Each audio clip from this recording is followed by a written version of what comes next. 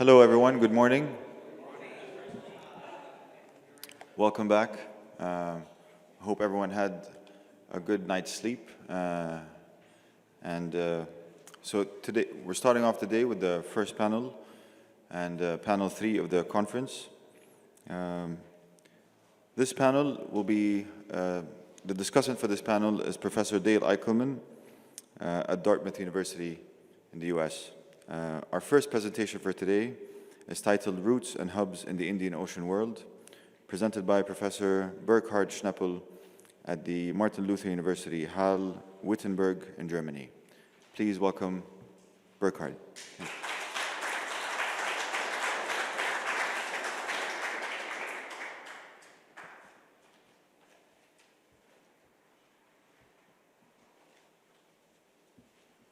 Yes, good morning, everyone, and again, thank you to all the organizers and to all the people who do a lot of very good work, a lot of hospitality. I would also like to say greetings to a friend I made, the translator. He's the unsung hero of the conference. Yes.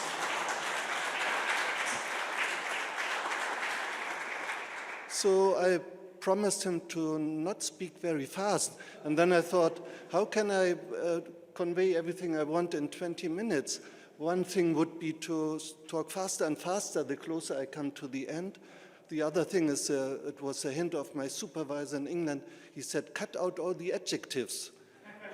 But the best thing is not to have silly introductions like this and go ahead. So, studying the Indian Ocean world in essence means studying mobility. It is about maritime movements, long and short ones, and about the exchanges, material and immaterial things that are made possible through such movements. So I was reimagining, reconsidering mobilities in the Indian Ocean world, and my paper is a bit different from what we have heard so far. I merely want to be methodological. So in the Indian Ocean studies, a lot of the terms we use are spatial concepts, hinterland, foreland, umland, littoral, and so on. And I'm not against space, as Tim Ingold, who wrote an article, but I want to convey the message that the metaphors we use can make a big difference to the knowledge we can acquire. And so I want to introduce two concepts, not introduce, but I want to illustrate what can be done with a mobility-oriented approach and with the proper metaphors. And my two metaphors are roots and hubs. So my paper will have two parts, and I will start with roots. And much of what I'm going to say will be known to you, so I will be running into open doors, but it will be my ambition, my intention to tickle out some questions, maybe also some answers, which show you that if you have a mobility approach, you know, the emerging field of mobility studies, there's a lot to be said about it, but that we can find out new things. Roots. Let me start with two routes which we all know. Let us call them here not Belt and Road, but the terrestrial Silk Road and the maritime Silk Road. You can see, and this will be all I have to say about it, that it's not one road, but that there are a lot of junctions leading off and leading to the road, to the main axis from east to west, and that these connect local, regional, national, and transnational markets and states and nations. If you think historically, this started about at the turn of the New Age, around when you think of the Han Empire on the eastern side, first centuries CE, and the Roman Empire. That's where it started, and it also connected, of course, in deviations, Indian and Middle Eastern empires. The main point here is that we have two roads, a maritime and a terrestrial one, and that these two roads are interconnected communicating tubes. Usually you have scholars who study the one, and then you have scholars who study the other, but very seldom we look at the connections and what happens in one road if the goods there are getting scarce.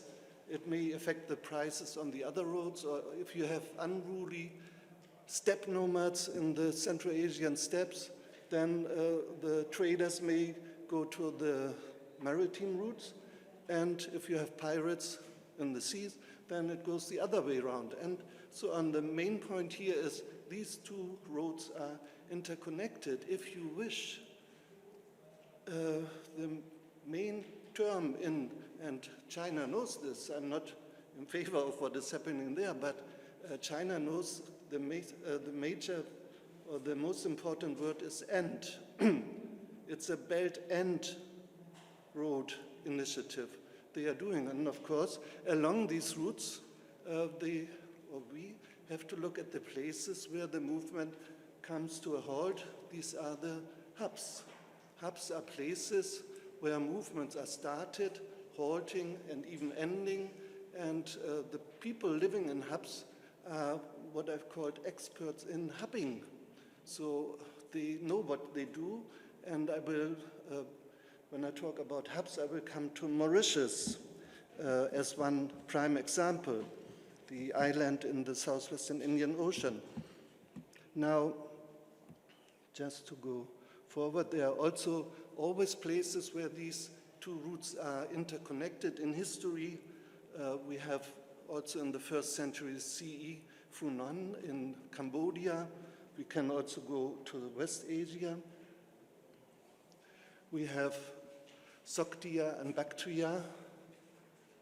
And for example, if you take Sogdia, all during history, they were always provinces, satrapies of Middle Eastern empires.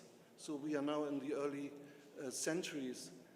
And from that point of view, when you look at these things as spaces, these were always provinces at the margins of great empires. But if you look at routes, Sogdia and Bactria and Funan, they were at very important points of intersection. And for example, Sogdian traders you can find all over the Indian Ocean world. They traded horses, among other things, to China, both on land and on sea. So if one wants to know more about where these two routes are interconnected, again, one maybe has to look at where China is building roads and railways these days, Pakistan, for example, to connect these two routes. So let us go to another major route. Here we have only the maritime Silk Route. To give one example, one person who went both ways, Marco Polo, 13th century, he went to China on the terrestrial Silk Route and returned by sea. Actually, when he returned on a ship with on several ships sent by Kublai Khan, the emperor, Yuan emperor, these ships all had to stop in Sumatra, and they were kept there for 5 months because of the monsoon winds. And on the ship there was one princess who was about to marry the Khan of Baghdad, but when they arrived, more than a year later, this Khan had died, so she married his son instead. But what it is exemplifying is that in the age of sail, it was not possible, considering the structure of monsoon winds, to go all the way in one go. You were always getting stuck somewhere. So at one point, at around 1000 CE, the traffic was becoming large enough, the quantity of goods, that the traders said, we are stopping, we are going in a relay fashion.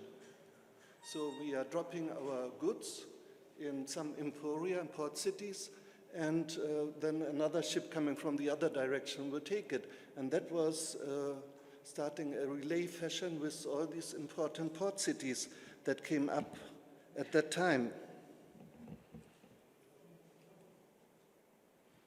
One important other route, of course, is the Europe-Asia route or the Cape route. And you all know that the Portuguese were the first Europeans who managed to get around the Cape. All during the 15th century, they were trying to get closer to the Cape, always clinging very close to the West African coast. And then at one point, managing to get around the Cape. Vasco da Gama, as you all know, was the first in 1908, and he was going then, once he surrounded the Cape, up the East African coast. In Mombasa, he was not welcome, so he went to the enemies of Mombasa, to Malindi, and then he crossed the sea towards West India, to the West Indian coast. So he's still known as the person who discovered India, which is of course nonsense.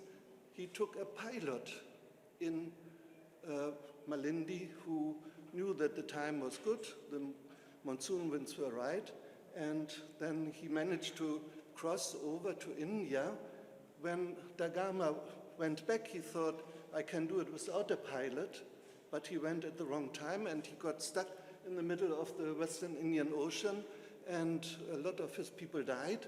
He just made it to Malindi, and that's the other point I want to make here, pilots. If you look at the literature, okay, you hear that he took a pilot, but where did he come from? There's not much about pilots, but there are hints that you have whole communities of pilots in the Mozambique Strait, in the Swahili coast, also Hormuz, also Maldives. And the point here is, once you look at these things from a mobility-oriented perspective, maybe pilots will be coming into your view, and maybe you realize how important the pilot as a personage was for the early European colonization of the Indian Ocean world. There are always deviations from the routes, from the established routes, which can become very important. Here you can see one Cabral. He was blown off this route and discovered Brazil. This was, I think, was in 1502. And okay, you know that Brazil, they are still speaking Portuguese, and it became an important colony. But Cabral also realized that to get around the Cape, it's much better to take a big swing instead of coming here and stopping here and then trying to get around. And others followed. So 100 years after the Portuguese, the Dutch arrived on the scene, and the Dutch knew exactly which route to take, because on Portuguese ships we had a lot of Dutch and German sailors also who were becoming spies in a sense. There's this Van Linschoten who wrote a book, an itinerario, which means a route, which was used by the early Dutch sailors to get around. But the Dutch made, it's not here, one important change.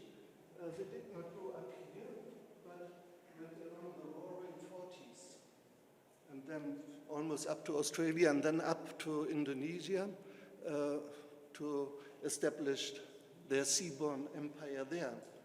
And at one point, one of the early Dutch sailors, Captain Warwick, and the ships were going here along the Roaring Forties, and they were also blown by some winds towards the north, and they discovered an island which they named after Prince Nassau of Mauritius. So in the end, Mauritius was not populated. People say it's the last inhabitable island that was inhabited. So the Dutch tried to establish a colony all during the 17th century, but they didn't manage. They killed all the dodos, and in the end it had become an island of rats, and they left. The French took over, And this is where my discussion of roots ends, and I start the second part on hubs, with Mauritius being the prime example. Mauritius was born to be a hub. When you listen to Mauritian scholars working on Mauritius, it always appears as a plantation economy, as if this is the prime reason for existing. But Mauritius started as a hub. The Dutch and then the French from 1710 onwards did not want anything but a stopover place to go where they really wanted to go, to India. And for this, Mauritius came quite handy. And as a stopover place, fresh water, something to rest, but the French had to realize at one point, even against the expressed will of the French East India Company, that in order to cater for all the sailors and soldiers passing by, one had to establish a settlement. And a settlement which was producing food, which was providing shelter, which was able to mend the ships and the sick sailors coming down. And so by and by, Mauritius was becoming a colony with its own needs. People went there to establish a life of their own, and starting as a naval hub, catering for the maritime needs and maritime movements, Mauritius also developed into a mercantile hub. Sugar, of course, started to become one of the most important export items. At the end of the 18th century, Mauritius was a safe harbor for pirates. The French called them corsairs. And these pirates were making a lot of loots. They were entering and getting prizes. Maybe this is the start of the term enterprise. But what pirates don't do is to take all the gold and jewels and dig them or put them in a cave. They were selling them to businessmen on Mauritius, and from there, all these pirate goods. Is it 5 minutes only? God, time is passing. Yes, taking all the pirate goods and selling them to merchants operating from Mauritius, and so these goods entered the commercial circles. What is important now? The maritime expertise, or the expertise in naval hubbing, was slowly transferred into non-maritime expertise. That's a point that you can always see. Frankfurt, for example. Why does Frankfurt have the largest airport? Why is Frankfurt the German bank? Because they are expert in hubbing. It's nothing with the city. But coming back to Mauritius, so what sort of things did they hub? Non-maritime tourism would be one thing. It's now also trying to be a cyber island. It was connected through two big cables going from Australia to South Africa. Textiles. There's an export processing zone producing textiles for consumers in America and Europe.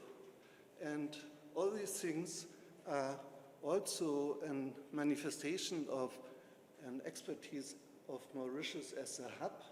Sugar is also still there, but showing that islands are not characterized by insularity, but by connectedness.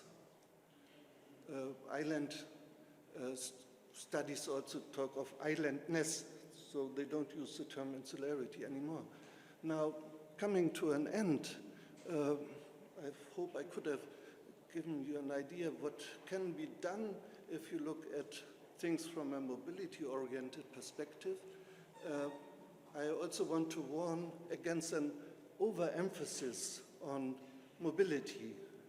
If you read the literature, it's full of terms like circulation and flow, and as if everything flows, according to Heraclit. But it's not true. Not everyone is moving, not everything flows. Some people have to stay, some things never move, some have to move but don't want to, some would like to move but can't. And so if we use terms like flow or circulation, again, it's the metaphors we use, we may be misunderstanding things as if it's always on the run, always on the move. I would suggest something else. Other people also said this, global things are not flowing, but hopping, jumping. And if you look at things from a jumping point of view, you can see where does the movement start? Where does it end? How far does the hop going on? Who and what is being jumped over? And so this is a punctum saliens. Someone may know Latin. In German, we have the nice word, der springende Punkt. Where is the jumping point in history and in space?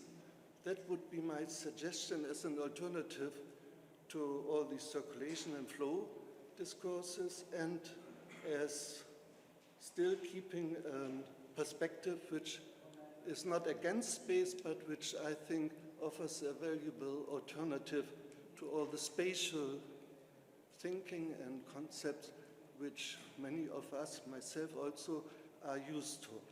Thank you very much.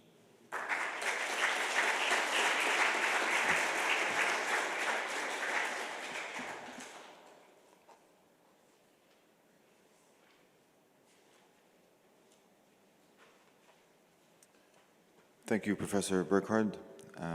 Our next presentation is titled Puff and Pull, Rickshaw Coolies as Human Capital in Indian Ocean Port Cities.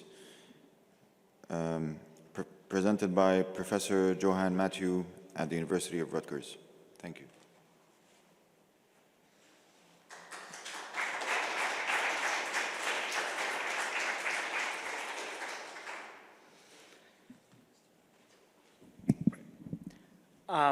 Thank you so much, and good morning, everyone. I just want to add my thanks to all of the organizers, but perhaps especially Stéphane and Sarah, who have made this all seem so smooth, and I know how much work is involved in making things flow and seem like they're sort of seamless under the surface. There's a lot of work to that, so I appreciate that, and also to all of you. Yesterday's panels were like mind-blowing, and so it's really fascinating and wonderful to be here.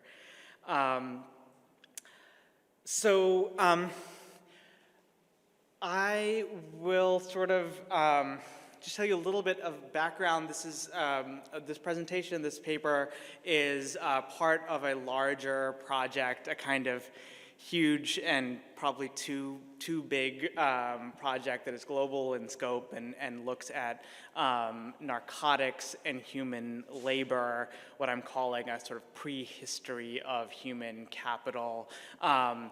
And I'm sort of midway through that project, and this is kind of pieces of that kind of cut together to sort of to create what I hope is a sort of coherent story and argument. But you can tell me, and please, you know, this is at a very preliminary stage, so I welcome your frank criticisms and suggestions. And I'll also, in the interest of time, I'm not going to talk about all of the images, and partially I guess I'm also a little bit, I'm sure, like given the wealth of knowledge about visual analysis in this room, I will just embarrass myself by trying to sort of really think through all of the images, but there's a lot there, and I'm happy to talk about it in the Q&A if people are interested.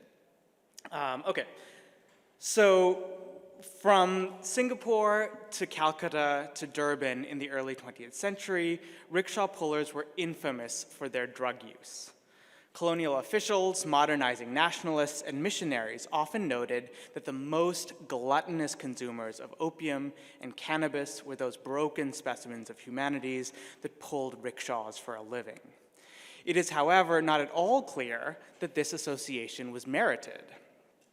Indeed, many of the sort of quasi-quantitative studies of drug use at the time suggested that consumption was actually higher amongst other social and occupational groups. And yet, this sort of association of rickshaws and drugs persisted. And so I want to explore why that association is there, why drug use is so firmly yoked to the rickshaw despite other evidence. So we should begin with the rickshaw itself. There's some dispute over who was the real original inventor of the rickshaw, but in any kind of meaningful sense, it is sort of put into real production in Tokyo in the late 1860s and early 1870s. There were, of course, many, many kinds of wheeled carts all over the world for centuries before, but in large part, those required the labor of a draft animal, or of more than one human being, of two or more, often 4 or 5 human beings to actually pull them. So the innovation was the use of new industrial technologies, particularly ball bearings and metal springs, that reduced the amount of physical force needed to propel a vehicle across space. It was fundamentally a labor-saving device. This was technology that allowed one human body to pull another human body across a city. So as important as the sort of technological advance of the ball bearings or whatever was a commercial innovation of, rickshaws for hire, vehicles for hire, taxis, basically, which meant that a much broader market of lower middle class and working class consumers could have access to affordable urban transportation. Urban landscapes were opened up and made more easily navigable by the rickshaw and its puller, and they almost immediately proved very successful and quite profitable. So we see the rickshaw quickly adopted first in China, then in Southeast Asia, and then interestingly actually goes to East Africa before it makes its way to South Asia over the course of the late 19th and early 20th century. The rickshaw moves across oceans quite quickly and effectively, but is much slower to move across fields and forests and mountains because it was basically useless in rural areas. You need a city, you need a dense population for a rickshaw to be useful, and so the place where you see the most rickshaws in use are colonial port cities. These expanding urban agglomerations create a demand for private transportation and for short-distance commutes. Colonial cities often had paved roads, a substantial bourgeois and working-class customer base, and most importantly, cheap human labor. So who pulled these new technological contraptions? Well, firstly, they were single men. And sometimes that was because they were unmarried bachelors, but quite often it was men who had left their families back home in rural areas to manage family farms in peasant parts of various parts of the world. Which leads us to a second trait, which is that they were overwhelmingly migrants. Sometimes there were migrants from the immediate hinterlands of territories. So in Durban, they're coming from the sort of neighboring Zulu and Impondo areas that are quite close to Durban. But others were long distance. So you see here someone who's likely from the Fujian province in Southeast China pulling a rickshaw in Singapore. While it required significant skill to navigate a rickshaw through congested alleys and dense multimodal traffic on colonial streets, these men were, of course, considered unskilled laborers. Moreover, this was physically demanding labor, but it actually required less muscular strength and physical endurance than higher paid but still unskilled work in mines and on the docks, right? So you see how incomes are intimately tied to the physical force that a human body can kind of harness in the workplace.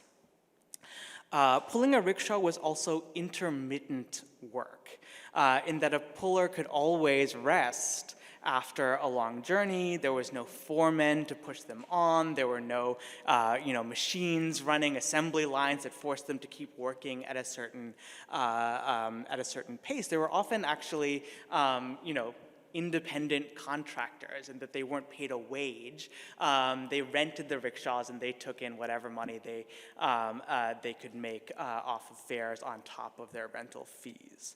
So this was precarious, flexible, what we would call gig work today.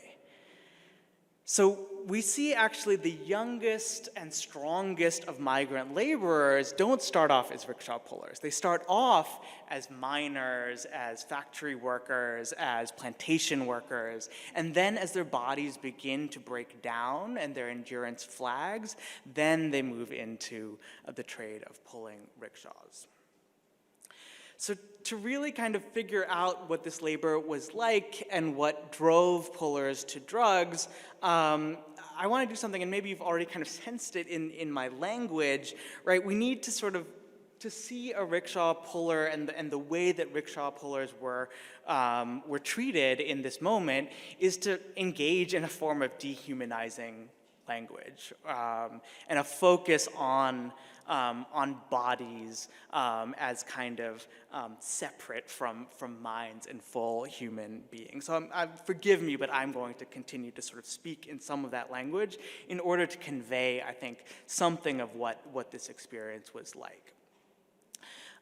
So the Japanese word jin rikisha means human-powered vehicle. And these bodies were only valuable to the extent that they were cheaper than horses, right? People would prefer to have a horse-drawn carriage, but a human-drawn carriage was cheaper, and that was the competitive advantage of the rickshaw in history, basically. The ostensible value to the customer was also deeply tied to the rickshaw itself rather than the human being that pulled it. A high-quality rickshaw with good suspension, rubber tires, nice leather seats, fresh paint attracted more customers. And it was actually also easier to pull, right? A better, newer rickshaw was easier to pull than an old one. And the more advanced, once you get cycle rickshaws rather than hand-pulled rickshaws, those can charge a higher fare, even though they're actually easier to pull than the other rickshaws. And so it's the rickshaw rather than the human being that determines the rates of profit, that determines wages, and ultimately, of course, it is the owner of the rickshaw rather than the puller who derives most of the profit. So pullers rarely owned their own rickshaws. Usually they rented them by the day or by the week from owners. And those owners often supplied housing to rickshaw pullers, and they often acted as the drug dealer. They supplied regular doses of opium to the men who lived in their lodgings. So what you see here, right, is additional revenue streams that the owner of the rickshaw is able to extract out of the body of the puller, entrapping them and denying them the possibility of escaping this occupation. So drug use may not have been universal, but it was certainly widespread, and it was understood both by pullers and by owners as a vital supplement to the human lives that the rickshaw required. Smoking opium or drinking cannabis was less a leisure activity than a form of sustenance. More than anything else, opium and cannabis were consumed as a form of pain relief, palliating sore muscles and alleviating the psychosomatic strain of this work. They allowed rickshaw pullers to ignore the signals that their bodies were sending to their minds, pleading for rest and recuperation. Human bodies could thus keep working even though they were being slowly debilitated by this labor. Now, both cannabis and opium were widely used across Asia and Africa as medicine. And they are, actually quite useful medicines. Opium in particular is still, right, a derivative of opium is what we use today for diarrhea medication, certainly for pain, and for various alleviating coughs.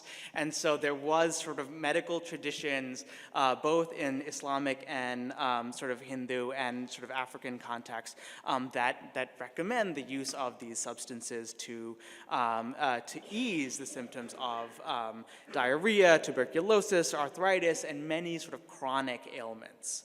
Now, obviously, they did more to ease the symptoms of those diseases than any underlying causes, but you'll also remember that in the early 20th century, before antibiotics, before many of the sort of modern diagnostic tools, that was actually not bad medical treatment, even if you lived in London or whatever. So they're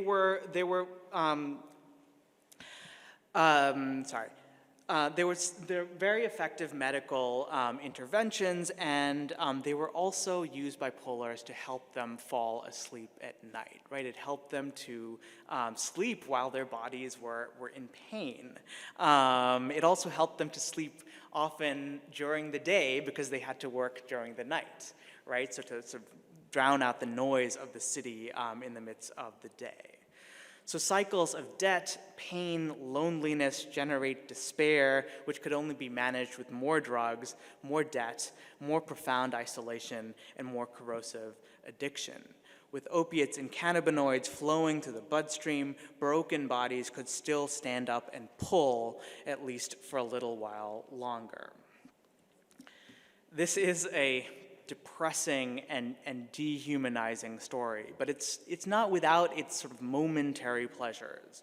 One cannot deny that opium and cannabis produced highs, brought a certain kind of levity, even beauty to their customers, and they were often consumed in a multitude of forms and admixtures, which heightened the almost aesthetic sensation of consuming narcotics, right? So bhang was a cold decoction of cannabis leaves mixed with spices and sugar, sometimes even milk, that was kind of taken as a refreshing drink on a hot Indian summer day.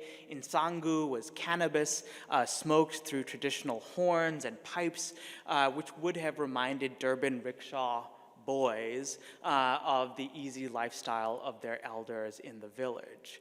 Smoking mbanje or ganja also affirmed one's status as a man, right?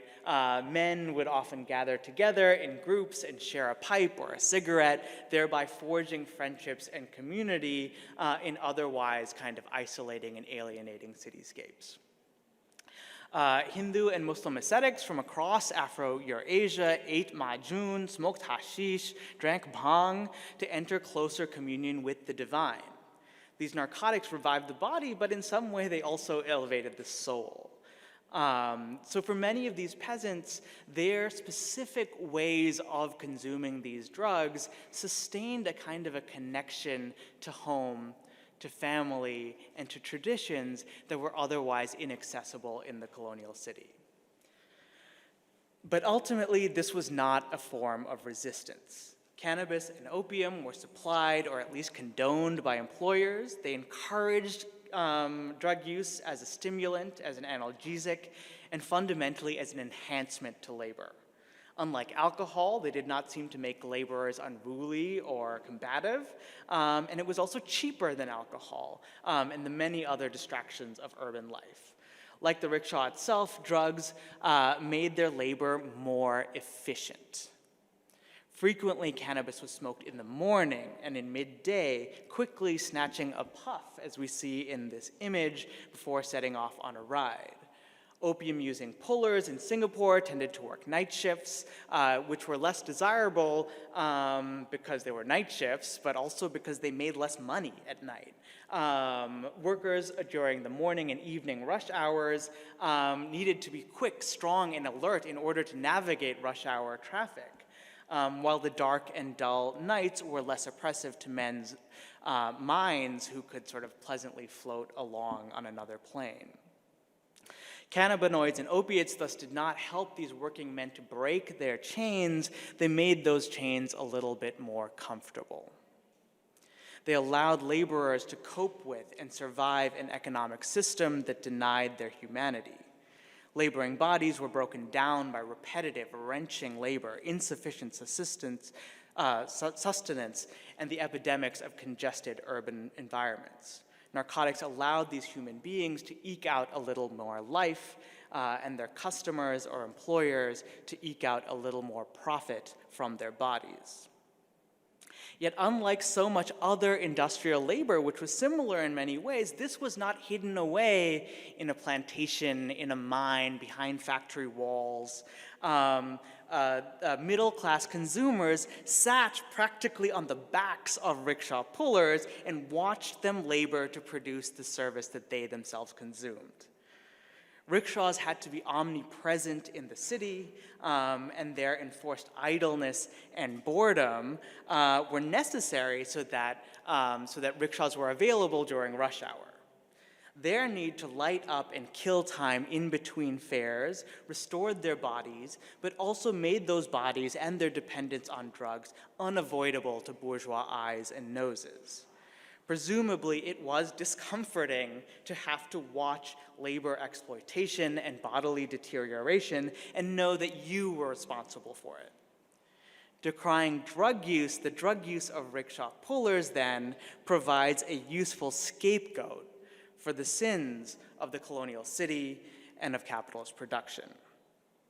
When colonial officials and their nationalist opponents had to watch a bent back and plodding feet as they were comfortably ensconced in the rickshaw's cushioned leather seats, they were forced to confront a microcosm of the urban society that kept them aloft.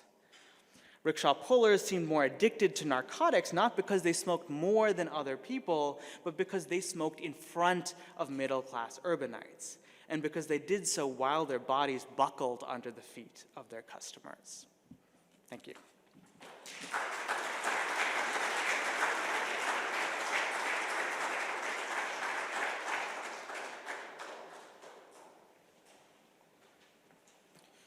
Thank you, Professor Johan.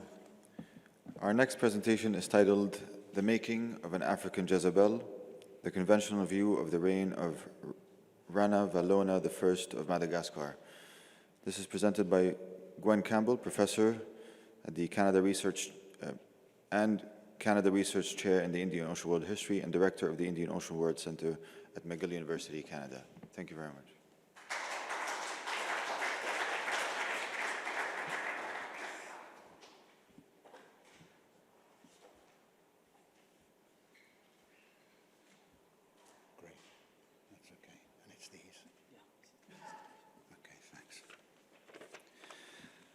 Okay, well, it's a great pleasure to be here, and I'd like to reiterate thanks to the organizers for having invited me.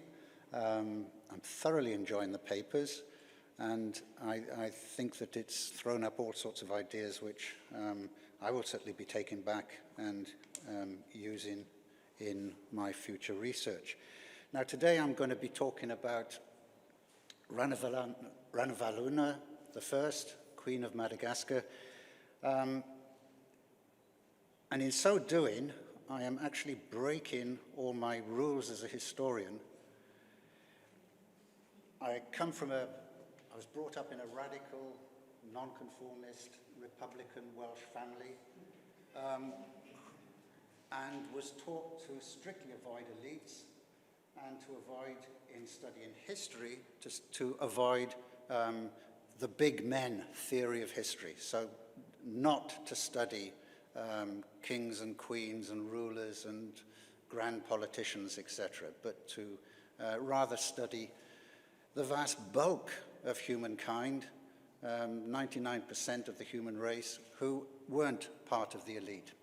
However, I've transgressed all my rules, and I am now studying this queen, Why, you may ask? Because she has been castigated in the historical tradition.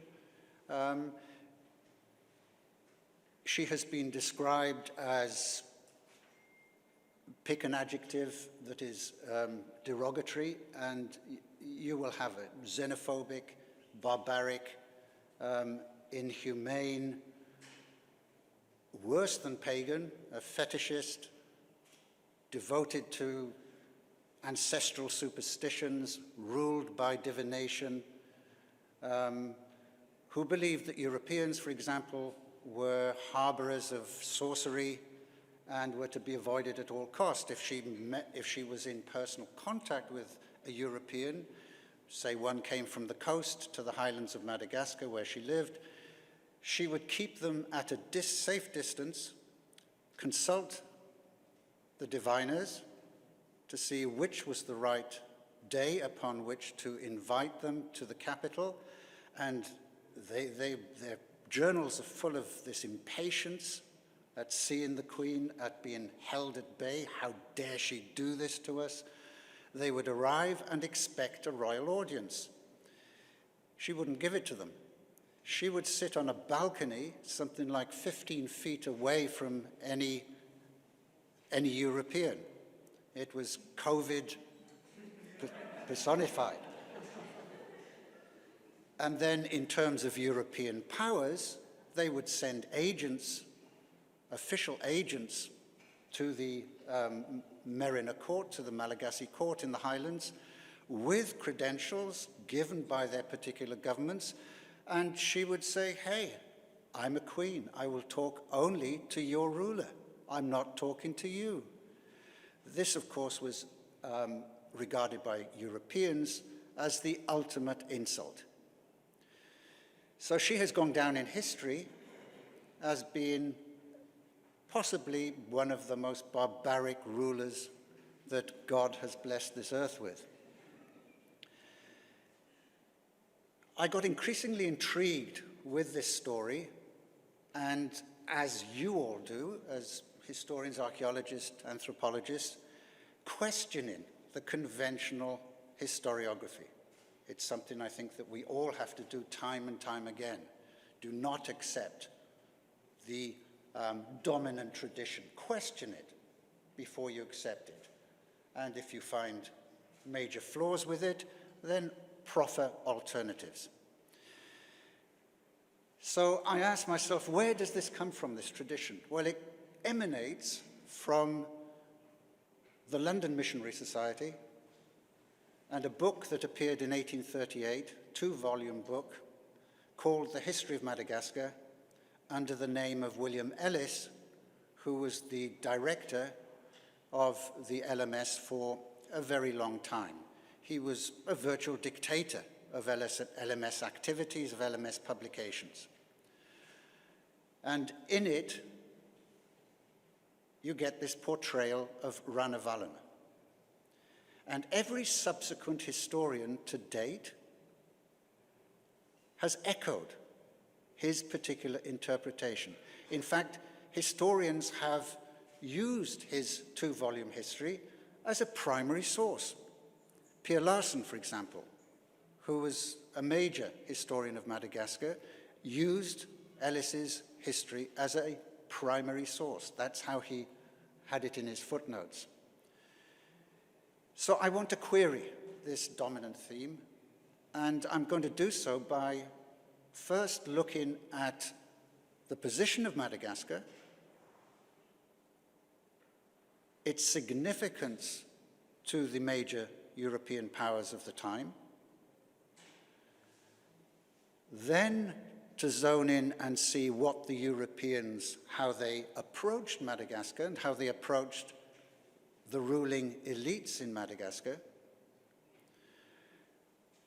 and what happened from the time that Ranavalona became queen in 1828. And by the way, she ruled for 33 years, one of the longest reigns of any African queen. So back to the significance of Madagascar, we're going back to the French wars. So from the 1790s through to peace in 1815, the British and the French were fighting continuously. In fact, they'd been fighting continuously throughout the 18th century.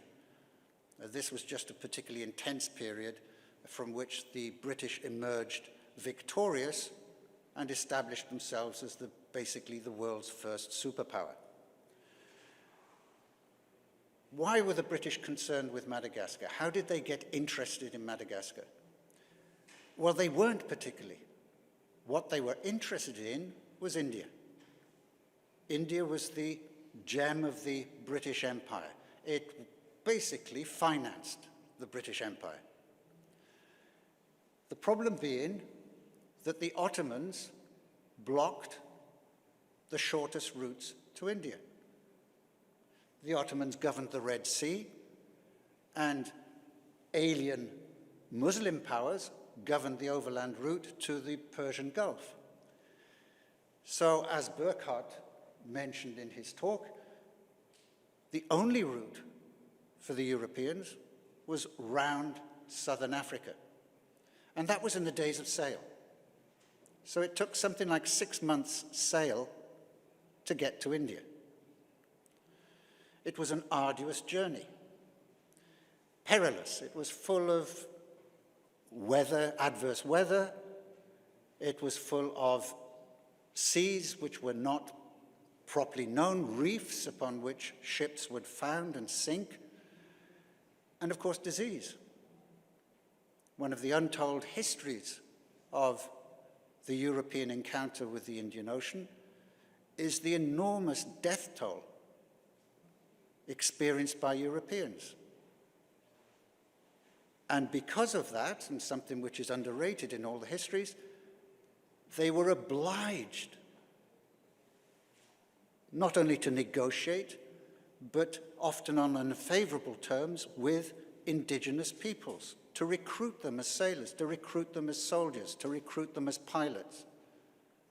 The ships often sailed back to Europe because of the death toll amongst European sailors with indigenous Indian Ocean world sailors. So that in places like Cardiff, for example, or Liverpool or London, you have well-established settlements of people from the Indian Ocean who came back with those ships. They enabled those ships to return. Anyway, back to the French wars. And the French already had Réunion and Mauritius. They had the Mascarene Islands. I must apologize to Burkhard, they are not on this map. He always reproves me for not having indicated, but there's something to the right of Madagascar. And the Mascarene Islands were a pain for the British because they produced ships, they produced expert sailors, and they harassed the British ships on the route to India. Remember, all the British ships have to pass this route around southern Africa. So the Mauritius and Réunion were in a prime strategic location to harass the British ships, and they sank many of them, and they took prize ones, East India Company ships, with riches aboard. They would take them as prizes, and Mauritius became a kind of emporium for looted goods from British ships. They also attacked the allies of the British, Indian princes, for example, and their ships, and Gulf princes and their ships.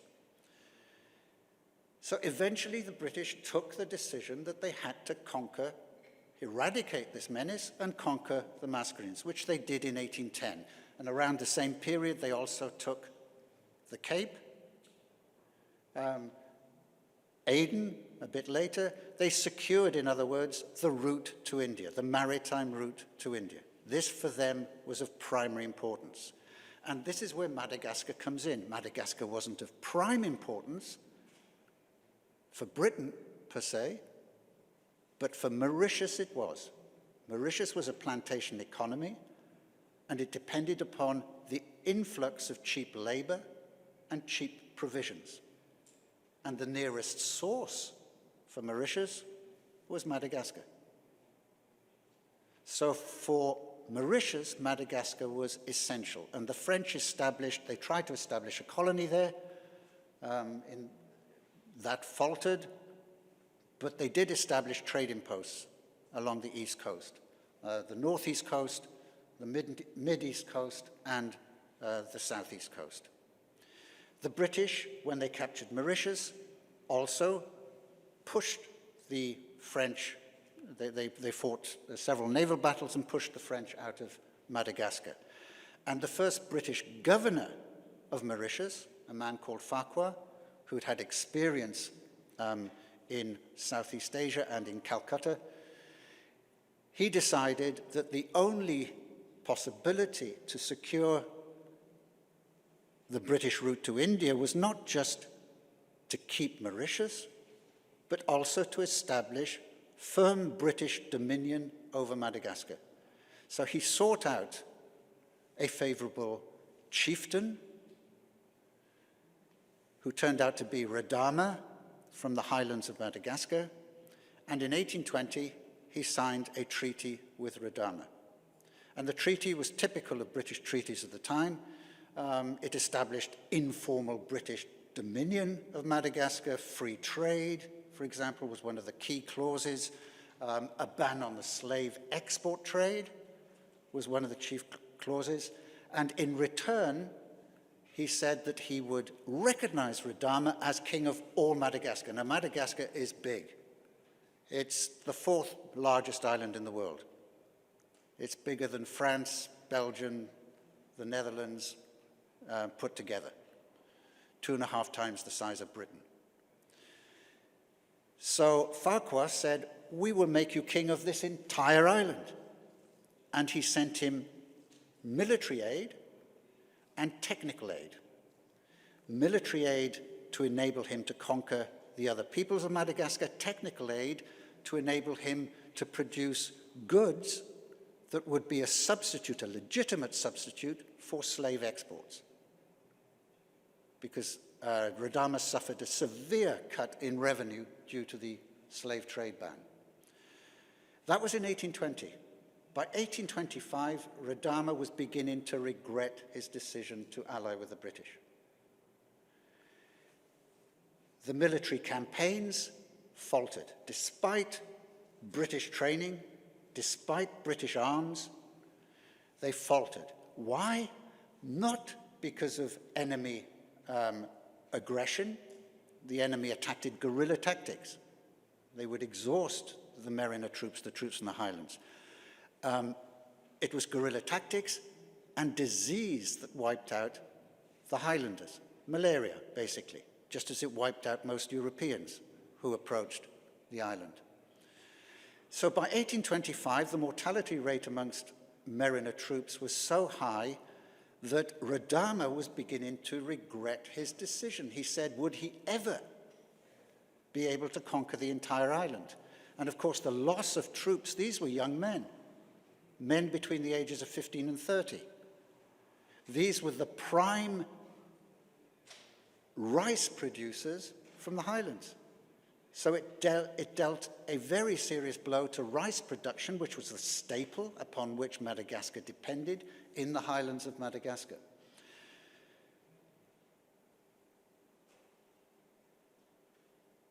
The technical side also faltered.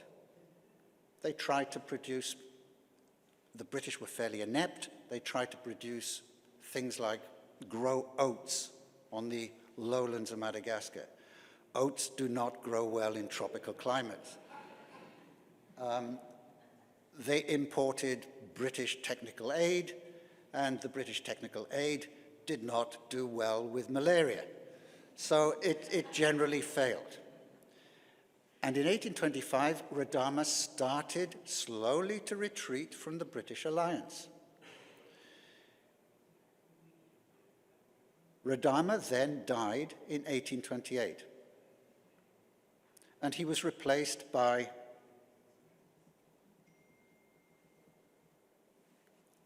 Ranavalona. Ranavalona accepted Radama's retreat and accelerated it.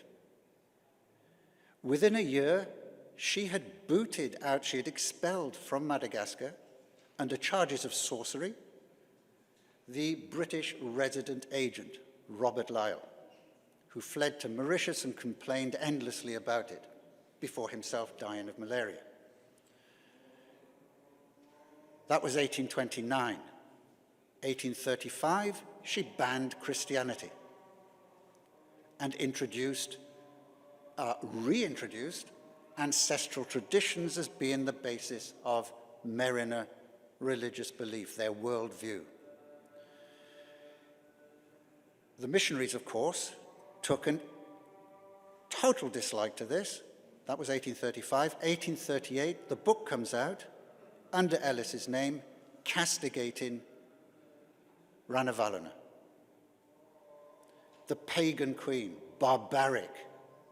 She was portrayed not only as the antithesis of civilization in comparison to her predecessor, Radama, but she was portrayed in many ways as a male, as a strong woman, as a woman who loved persecuting Christians, loved watching them die, who exulted in going out to the western grasslands in Madagascar and hunting wild cattle. Europeans reported then, on the rare sights of her, that she loved roaring like a bull when she was happy, exulting exotic, erotic, pagan dances.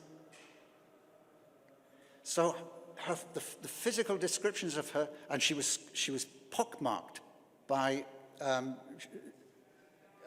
in 1817, I think, there was an epidemic of smallpox which hit her, and they described her as being pockmarked with this smallpox.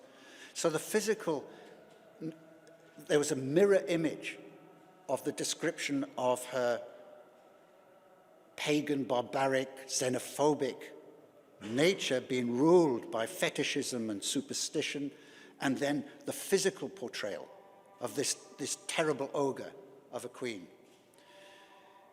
What I want to do now very quickly is turn to two case studies in my attempt to rectify this picture and to present Ranavalona as, in fact, a very rational person, someone who was reacting against European imperial powers, who, for the reasons I've described, were extremely interested in Madagascar. The French had an ancient colonial claim, which they wished to reimpose, and the British fought that with their attempt at informal domination. So two case studies, and one which again is underrated in the literature is that she inaugurated an attempt to industrialize. This is in the 1830s, 1840s, 1850s. It is contemporaneous with similar attempts in the West. And she produced at Mantasua, on the borders of the tropical forest, to the east of the highlands, where there was plentiful wood, plentiful water for power, and plentiful iron ore deposits, she produced a major industrial center that by 1835 was producing muskets, cannon, gunpowder, silk, other textiles, an entire range of industrial products which were lauded as being of high quality. It enabled her to become independent, and that was her aim, of foreign imports of arms. It enabled her to be able to resist European attempts at imperial domination. And this is where I end. I move to the second of the case studies, which is her military relations with the Europeans.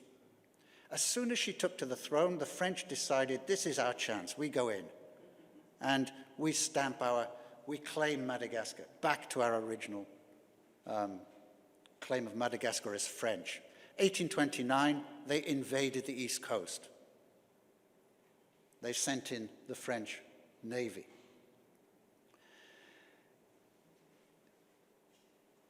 She defeated them. Part of it was due to her own obstinance, listening to the ancestors, if you like, but part of it was due to British trained troops. She had a superb standing army, well trained. And at the very time that the French invaded, she recalled from the British Navy youths that Radama, her predecessor, had sent to the British Navy to be trained. She recalled them. They landed just in time to help repulse the French attack on the East Coast. Malaria did the rest. And the French were obliged to retreat. The second time, and let's see if I've got a end of, no, I don't.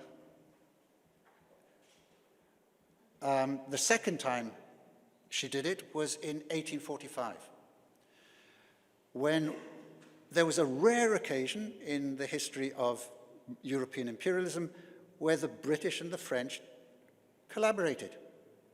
They sent in joint naval squadrons to attack Tamatave, the premier port in Madagascar. They landed troops. And they thought, you've seen the journals of Europeans at the time, they thought it would be a joke. They described the defenses as pitiable, the Malagasy as ill-prepared, until they opened fire, and they got the return fire. And they said, well, there's a robust defense here. What's happening? They did manage to take the fort, but what the Malagasy did was retreat and then return and hide in the Bruce, the rough areas around the fort, and fight back with modern weapons. The Anglo-British force was obliged to retreat. So for a second time, that horrible, nasty queen had defeated the major European powers, including the world power of the time, Britain. This was extraordinary. From then on, the British, and this is evidenced in the correspondence, you'll find it in Kew, all the British diplomatic correspondence. The British, it made them sit up and start writing highly diplomatic letters to Ranavalona, courting her, in effect. The LMS, the London Missionary Society, to try to get back into the island, started to do the same. She kept them, not only did she keep them at bay, but she stopped trading with them. And when she stopped doing this, this caused a crisis on Mauritius and on Reunion. They had to turn to other countries for their laborers, cheap laborers, and other countries for cheap provisions. When she died in 1861, there was a huge sigh of relief on the Mascarenes and in Europe. And of course, the LMS came thundering back in with their second mission. But I've given you those two case studies. I'm doing other, I'm re-examining her other policies, but it's just to reinstate, just to question these dominant themes of history, particularly when it comes to peoples indigenous to the Indian Ocean world, and to reevaluate and get your students to reevaluate them. Thank you very much.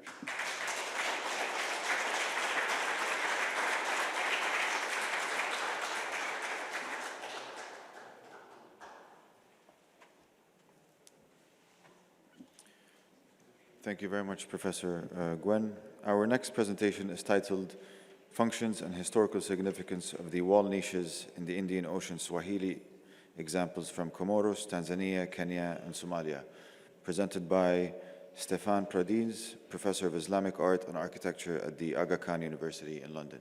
Thank you.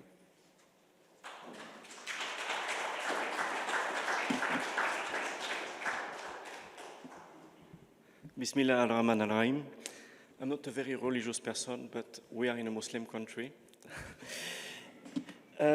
First, I would like to thank the organizer and the host of the conference for this beautiful event.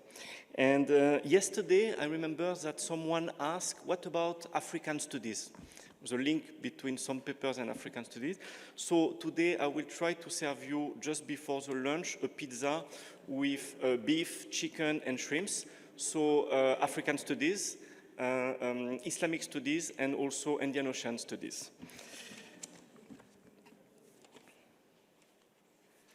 So about the Swahili, mainly located in Kenya, Tanzania, but also in Somalia, Comoros, and Mozambique, the Swahili represent an extremely original maritime culture based on long-distance trade in the Indian Ocean. This African civilization is on the periphery of the Muslim and African worlds, occupied an extremely favorable position to the development of an original coastal culture based on trade. On the other hand, these coastal populations share the same special organization, the same architecture, the same language, Kiswahili, and the same religion, Islam.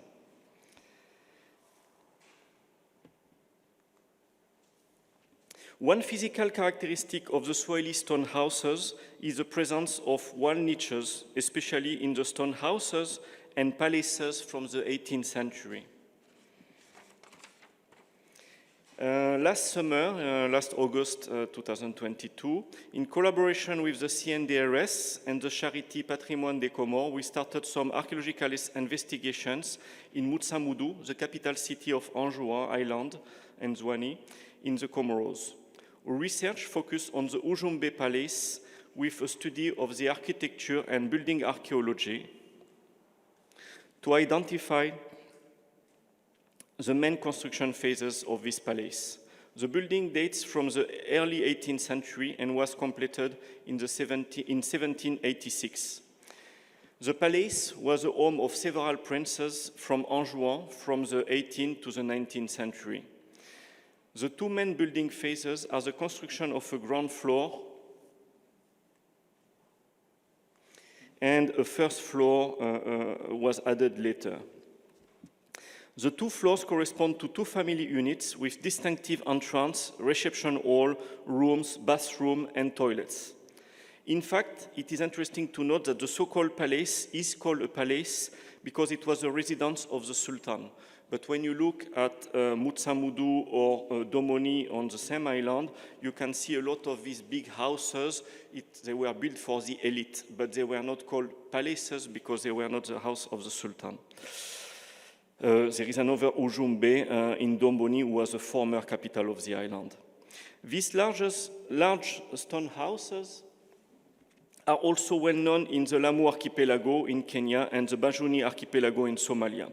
Here you can see one particular feature of these palaces, so-called palaces or stand houses, is the fact that the reception rooms and also from time to time the bathroom are decorated with what we call wall niches. And these wall niches are normally located in the most private parts of the house, so the reception room, the bedroom, the main bedroom, and from time to time the hammam or the bathroom of the house. The same for the first floor, as you can see here. Here you can see these wall niches made of plaster, stucco, and I think Zulfikar yesterday also showed us some of these wall niches in Lamu archipelago. You can see here the work that we did last summer with some photogrammetry of the wall niches and also with beautiful inscriptions. It's another wall panel that we have outside the house, but actually it was probably a room was destroyed and transformed in a courtyard. And another panel that you can see here. So we have different kind of shape for the arches. Some niches are quite deep, where you can, with some recess, so you can put objects, books, ceramic, and so on. I will come back on that later. And you have also what we call blind niches. So they look like niches, but they are in fact only decorative. You can see some of them here with the detail. And you have also niches not only on the walls, but on the door jamb. So you can see on the door jamb, you have also niches on the side. From time to time, they are only blind niches, as you can see here. And actually, the main function of these niches, not only to be decorative, but they were also to store stuff. So here you can see the niches are used to store bottles. You have here a small bathroom, a small hammam with a birka, water tank, and you can see also plastic bottles.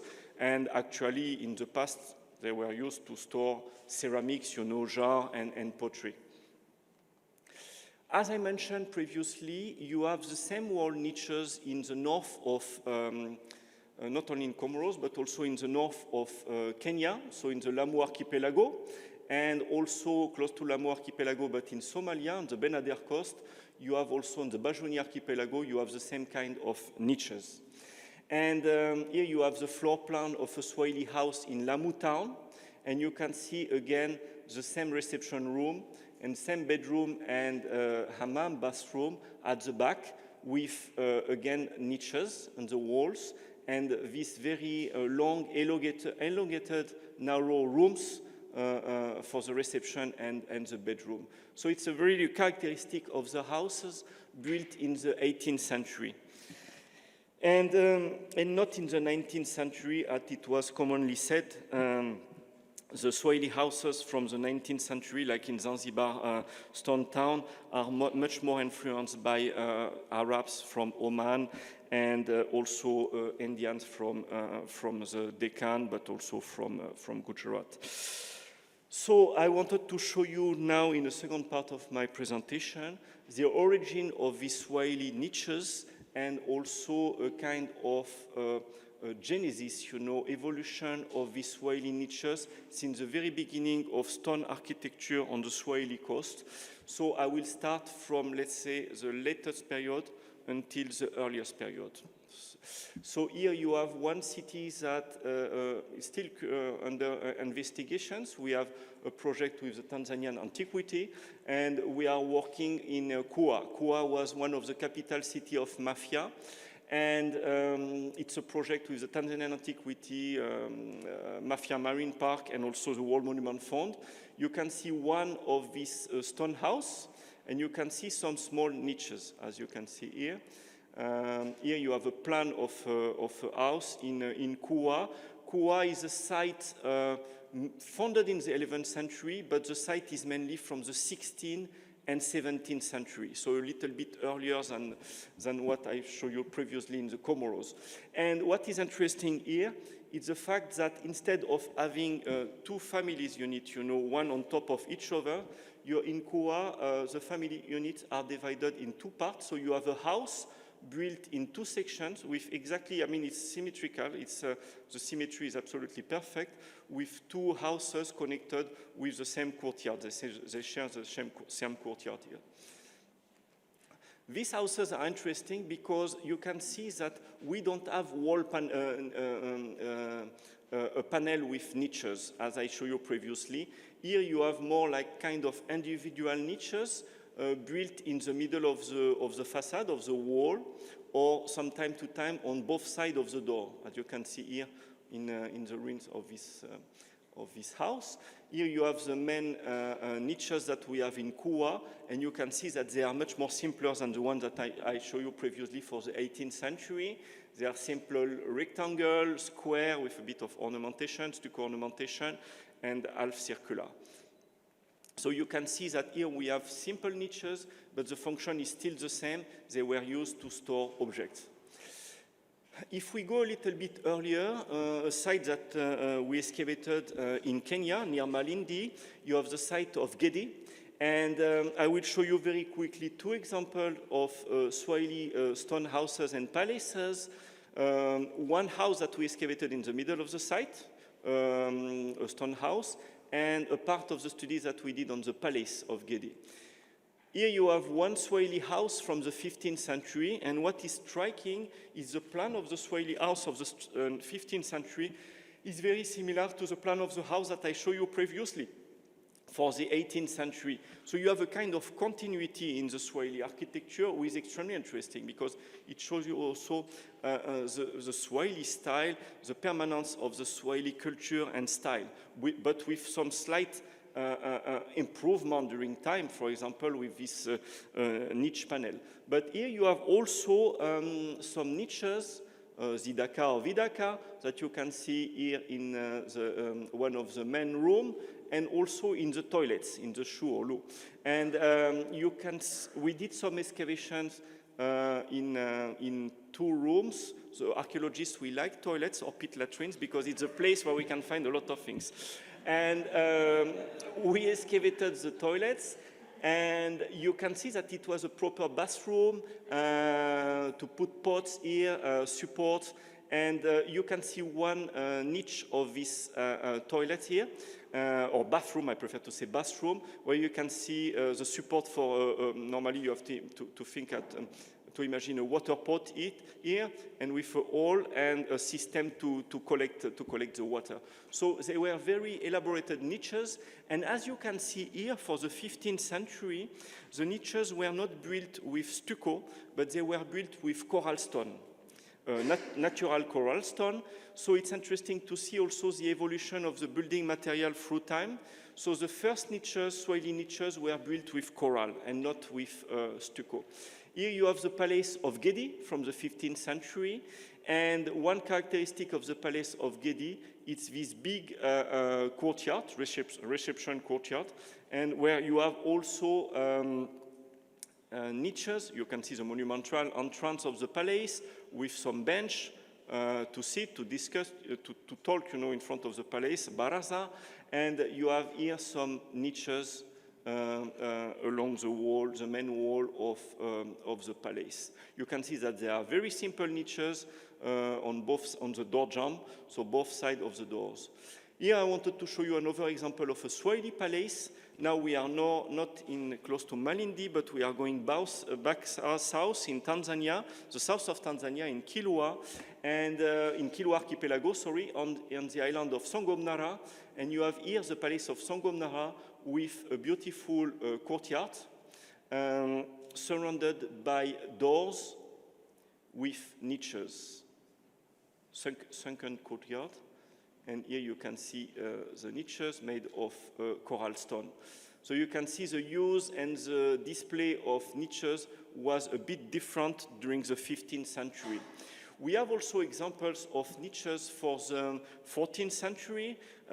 My colleague Mark Orton found some niches in stone houses in Shanga, in Lamu Archipelago, dated from the 14th century. And I wanted to show you here one of the most famous Swahili palace, the palace of the great palace, Usuni Kubwa, in Kilwa Kisiwani. And this palace, the palace of the Sultan of Kilwa, was divided in two parts. One part for economic activities with the caravanserai, and one part for the residential part for the Sultan, as you can see here. And here you have one courtyard called the reception courtyard.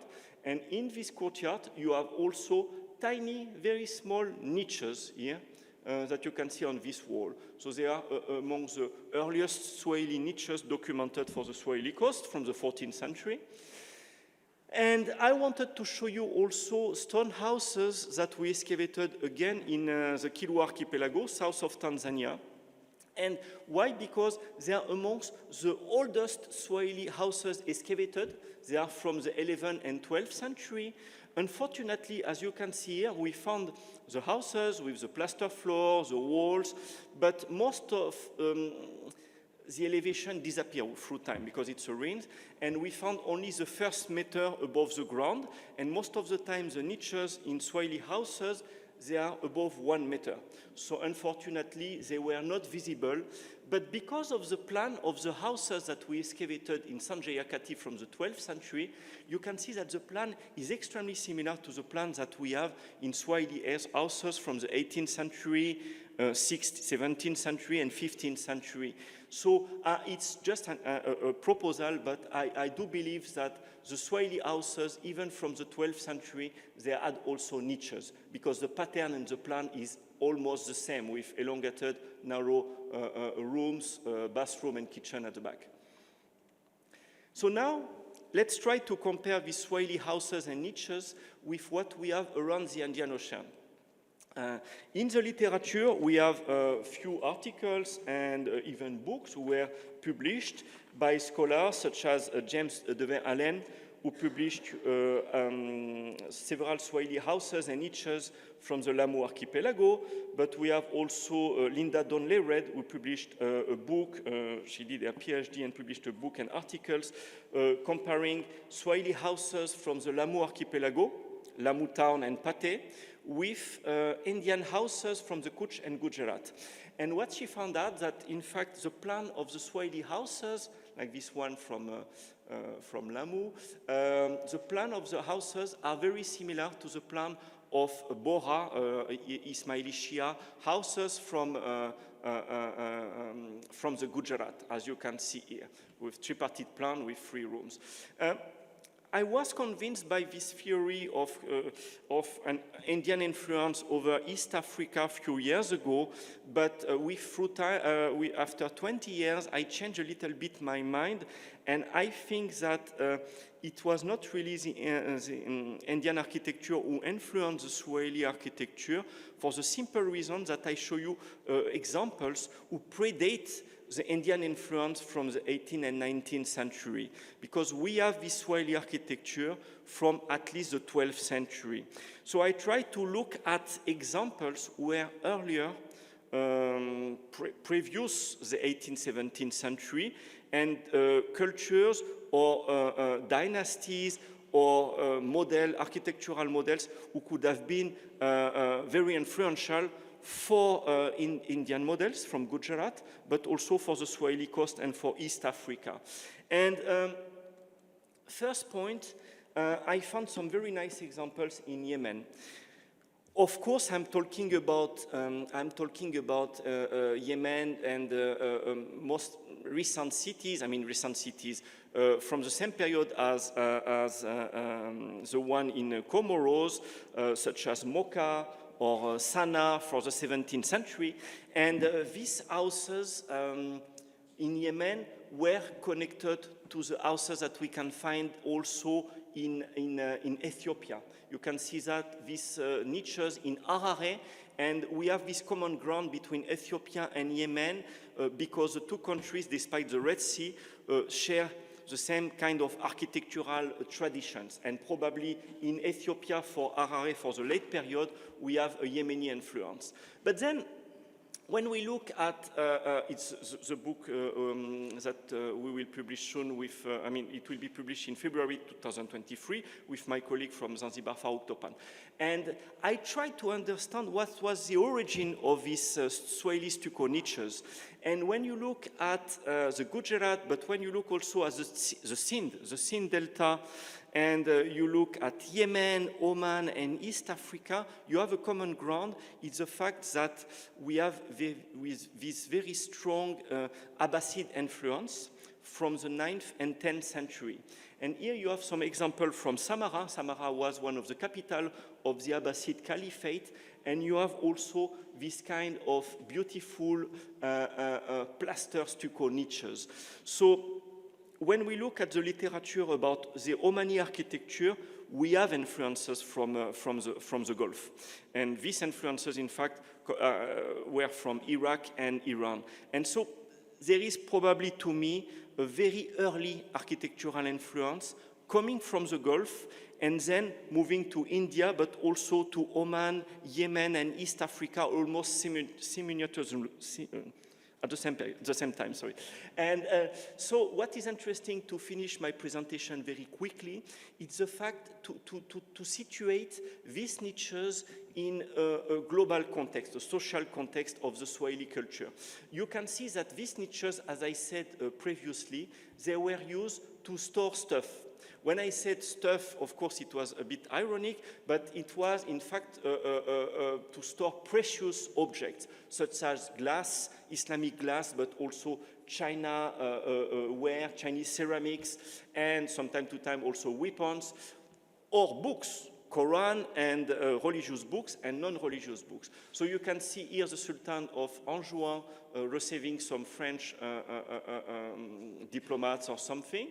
You can see also here a nice photo from Waungwana, notable, important people from Lamu. And you can see, you cannot see here a lot of niches, but what you can see on the walls, it's a lot of ceramics. And so the idea is a little bit the same. When you are from this rich and important lineage and families, Waungwana, you need to show your wealth, you know, and you have to display your wealth. And one possibility to display your wealth is to put, you know, all this ceramic and this glass in niches as display. And so I wanted to show you these ceramics, and I wanted also to show you as a conclusion, to tell you as a conclusion, that this display of niches and ceramics are not only limited to domestic architecture, but you have also the same with niches and here ceramics inserted and inlaid in the funerary architecture, because the Swahili society was a bit hierarchical, with the Waungwana at the top of the society, the notable and the important families. And you can see that this monumental mausoleum or tomb, pillar tomb, has also these niches and ceramics. And we have also public monuments where the wealth of the important family was displayed, such as the mosque. You can see here the Qibla wall of Tundua with a lot of ceramics were inserted in the Qibla wall, a little bit like what you have in the mosque in Oman, and the same origin probably. And you can see here this Swahili mihrab with some Iranian black and turquoise silhouette and also blue and white porcelain. So you can see that the display of wealth was not only limited to the domestic architecture, but was also for public monuments supported by a rich patron who wanted also to show the wealth of the community. So I thank you very much, and I would like to mention this book that I recently published last week, if you're interested, by Swahili and Mosque. Thank you.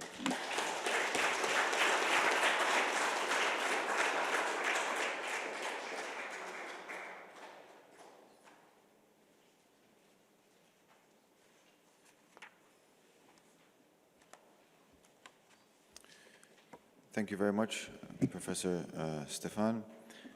I would like now to invite Professor Dale Eichelman to present his feedback and discuss the papers. Thank you very much. Thank you very much.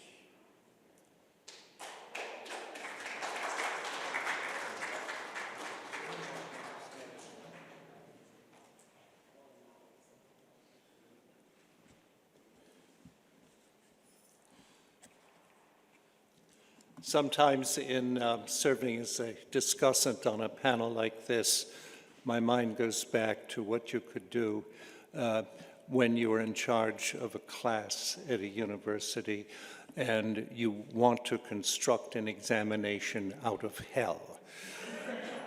And the examination question would be, show in detail the relevance of each paper to the other as if you were editing a book. Be concise.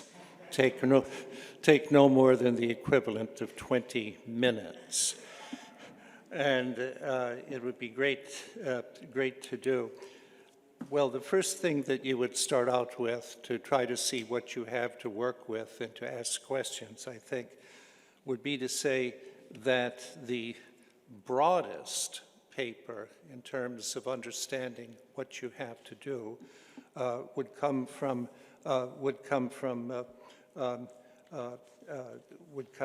Burkhard Schnepel, by which I'm beginning to say it's a good paper, really good paper. Why? because what that paper does, at least to somebody like myself, is to do for the Indian Ocean what Shmuel Goitain did with his Mediterranean Society book of an earlier era, looking at things that at first sight would look to anybody except Goitain as impossibly opaque. Papers stuck in the wall of a synagogue in Cairo, but using it to produce an ethnography of the region that was really better than most contemporary ethnographies of family life, commerce, and many other things. Now, what we have, I think everybody would agree that Professor Schnepel does not spare us any century or any expanse throughout the Indian Ocean area, and his maps paralyze us with fear and how we can write about such things because the Indian Ocean covers such a grand region. Now, more specifically, what is perhaps different, even from, let's take something more dealing with more recent eras, is Ferdinand Braudel's work on the Mediterranean, which comes close, which for his generation came very close to changing perspectives. And of course, one of the main things we're getting out of here is let's take a look. Let us look at the combination of routes and ports. You have just about everything there because a route can be via land, terrestrial. It can be over sea, or it can be both. So we have a lot. And we have things that keep bubbling up to remind us of how difficult this is. Anybody who's gone to an archaeological site in Pakistan, Harappa, for instance, is amazed, at least if they're a social anthropologist, at how one finds things from very far away, because I think you would agree that an archaeological site not that far from Lahore is no longer a crossroads for the world. It represents an earlier era of roots that we have. So what do we get from Schnepel's paper?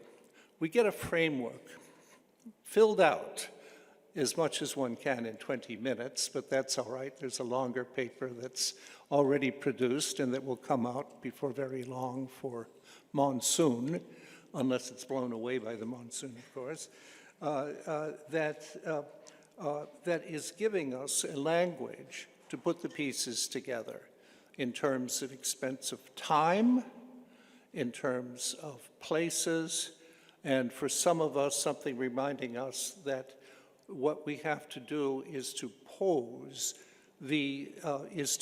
materials, is to use examples that are indicating the richness of what one has. It would be a multi-volume work. I think that that would be impossible if one were to fill in all the details, but the purpose is achieved. One is posing the questions that one needs to go forward in other ways. The result is to have really grand history. The grand history, in my way of looking at it, is not something that you fill in everywhere. It's drawing on the work of other people that are very persuasively working at different levels. You can begin to see the transition, because when you pose that question out of hell for students, you have to try to answer it for yourself. You have to build on the work of others who are looking at materials that are often very difficult to look at. House types that, surprise of surprises, are easier to look at in more contemporary periods than what's left over from the 12th century or other things. Or forms of human capital. I am persuaded by the the second paper we have from Johan Mathew, that if a student came to me and recommended something for a career, I would say, don't go into pulling rickshaws. It's not a way you're going to get ahead in the world. Except by describing how rickshaws driving, how pulling rickshaws might give one an idea of how people at a very low level of society can be brought into things.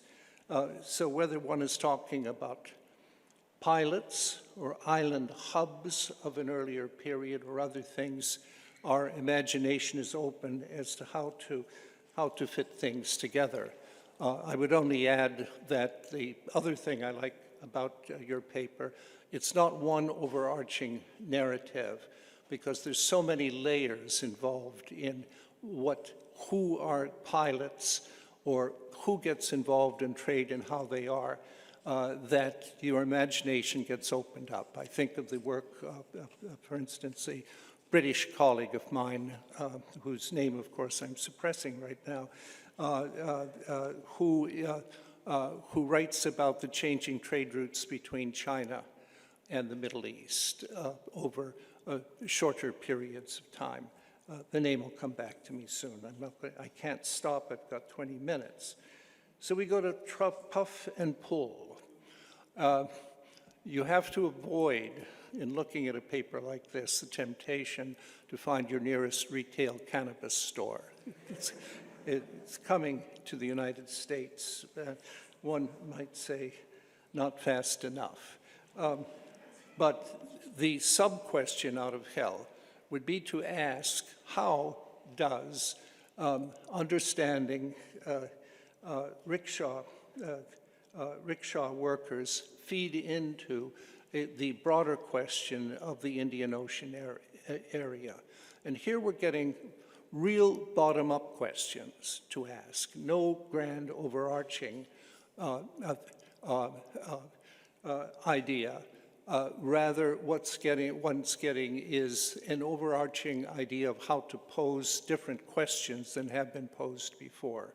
It's very easy to get lost in some of these papers in earlier historical studies, I should say, with the exoticness of the details.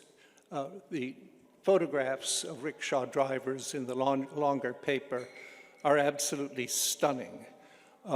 They do convince you that if you have a choice between walking and taking a rickshaw, it's better to be pulled rather than to pull in the rickshaws.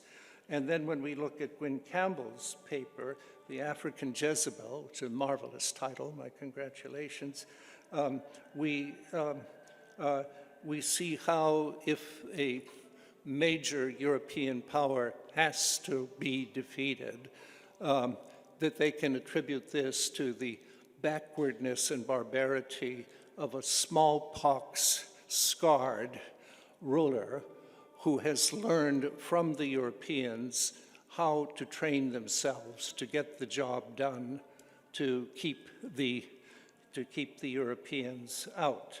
Not bad, and you attribute it, just like in the recent World Cup games, if you lose a game, you can either say you're not as good as the other team, or you can say that the referees were corrupt. And that's an easier sort of cop-out to do things, and you can say, she's a sorceress, she uses sorcery and so forth, and you go on from things. To finish on Johan Mathew's paper, which I found absolutely fascinating, by the way, the part that I take away is to look at capitalism and how capitalism plays out in things which at first you don't think of as being capital, and you do a good job of that. And that's one of the things that opens up at the bottom-up level, the information that one needs to join the papers together from hubs and island hubs and others from the other to the beginning. Last word on Professor Schnabel's paper. We're given a warning at the end. I'm talking about mobility, so you bring in new scholarship and show how it really is building on, not destroying an earlier era, which is a good thing to do. But you don't have to go too far with mobility. It reminds me of television weather reports. Things are going to be bad unless they're not. Now, when we're dealing with, I'm using it in irony, the African Jezebel, this is such a good Welsh setup for the excuse me, for somebody who's been portrayed as kind of an exotic footnote to history, rather than somebody who, with the resources that she had for her time, did remarkably well. Perceiving the uses of malaria, if you wish, to dampen the spirits of European powers. Come on in. Yeah, you want to be here. Enjoy it. Say hello to the mosquitoes. You have a sense of whether she was trained in history or not, of somebody who had a good sense of timing and of what might happen to others who are coming in.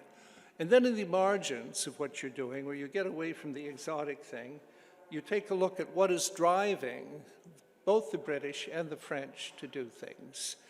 The Ottomans are not always friendly with the European powers, and they recognize their power of being able to block things, and there's other blockages. And so for a time with the technology available, it made a lot of sense to capture Madagascar in order to protect India, which you saw as the real prize. But the sorceress, the Jezebel, also had a very good idea of how to keep things down. One might add that the Jezebel, I'm deliberately bracketing her in that way, must have had, for that period, a really good sense of politics and the ebbing and flowing of events to be able to manage them in her own way.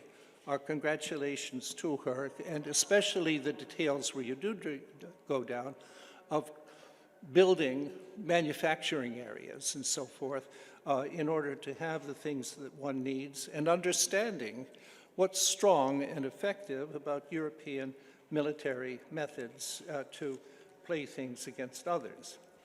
Now, Stéphane's paper is the one that, with due respect, it shows what you really have to do to make archaeological information work. And you don't stand back from using some contemporary things to do so. You don't have to prove your case at all times, because what you have are niche walls that clearly are using the same pattern over a wide geographical era, but you sometimes see these populated, the niches, in 19th century photographs, or sometimes in more recent ones where you see, as you say, the displays of wealth. You can't immediately say that something you saw in the 20th century immediately gives you insight into the past, but it's reasonable to assume that something was done there. And as you say, archaeologists love toilets. The deposits in toilets give you very good sense of diet, dysentery, perhaps, and everything else you need to make sense of how people are living. And it gives you a sense of a now vanished era. Places like Lamu, for instance, if you visit it, are very hard to think of as being in the center of wider currents of commerce and politics, but they were, and intellectual ones as well. The intellectual movements along these trade routes or other things are equally important, I think, to think about. So I am impressed by the way in which a careful examination of archaeological forms, as we've known all along, is really effective in helping us reimagine. Somebody yesterday was, I like this term, reimagining, as if we ever stop imagining. Well, maybe we do, but reimagining how pieces fit together. So that's it. And I must say that for indicating more interest to how to interpret archaeological things, I, for one, was fascinated by what I'm going to have to read one of these days, even if I'm not looking that much at niche walls, because you're using it as a springboard to put together the currents and the parallels of different things that help us imagine how things work in the past. So in the end, doing history from the bottom up, and sometimes from the real top down, and doing it in between, because all of you have worked at different levels within your own papers and citations, is remarkably productive. And so maybe some of the students or some of the audiences that you will have will go. Perhaps in response to what I've said, you can answer a question that's dear to my mind. How do your students, especially the undergraduates, if they're exposed to what you're doing, how do they interpret how you can learn and put things together? Because we do try to get across to new generations. So that's what I have to say. I'm impressed by these papers, and I might add, as everybody has, in terms of the, let's say, what we can learn about how to organize conferences and make things work. The team assembled by the African Institute has done a remarkably good job of avoiding the pitfalls that often are associated with anything like that. And I also thank you for the courage you have in beginning again to do something that has not been done for the last few years, of having face-to-face conferences. Zoom, when you have nothing else, it's okay, but for younger scholars, and for that matter, for older scholars, not being able to have the mix of discussions from face-to-face things, somebody asking on the side, what the hell did he say? I'm sorry, he or she. Is this really something that, and getting somebody else to say, well, here's what so-and-so is trying to do, and here's why it's important, makes things work a lot better. But you've had the courage to bring people together, and I would like, with courage, to say that we're not going to read in the newspapers that in the Emirati newspapers that once again the Emirates has managed to be a hub for spreading COVID. I don't think it's going to happen. Okay, thank you very much.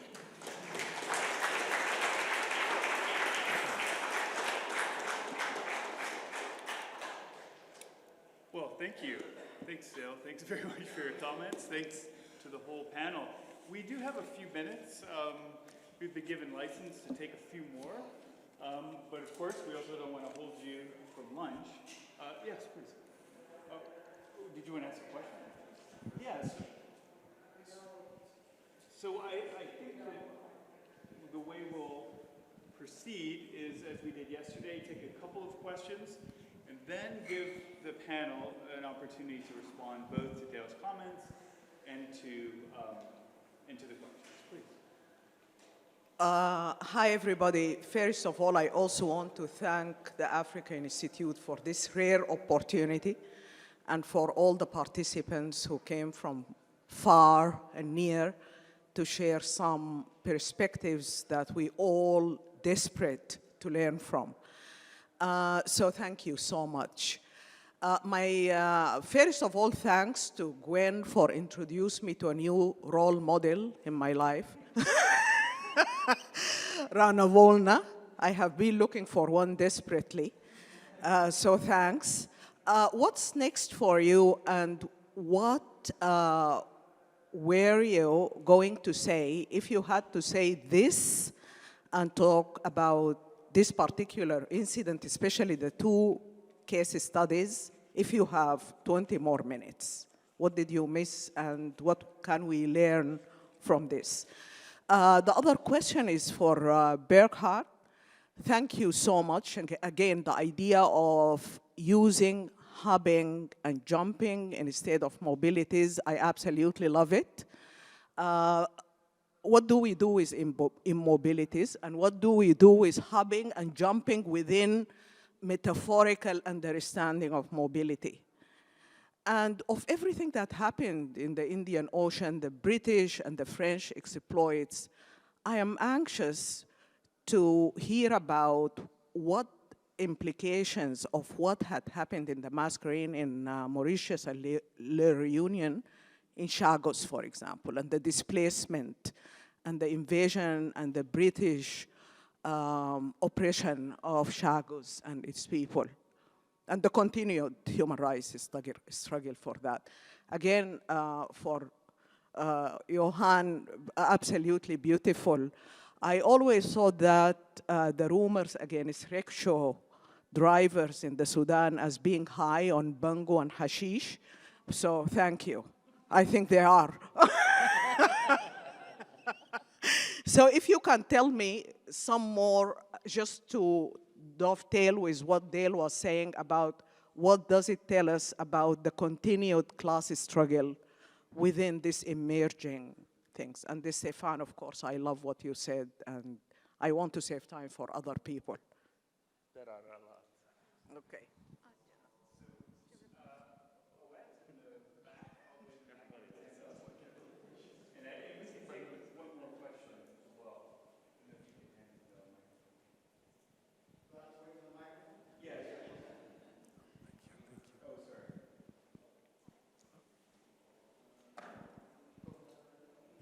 Thanks. Thank you again for this amazing set of panels and today's excellent papers. I have two quick questions, one for Gwyn, another for Johan.